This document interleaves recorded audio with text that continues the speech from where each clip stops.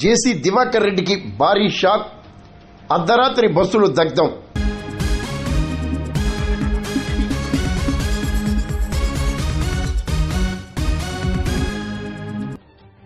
అనంతపురం జిల్లాలో జేసీ దివాకర్ రెడ్డికి భారీ షాక్ తగిలింది.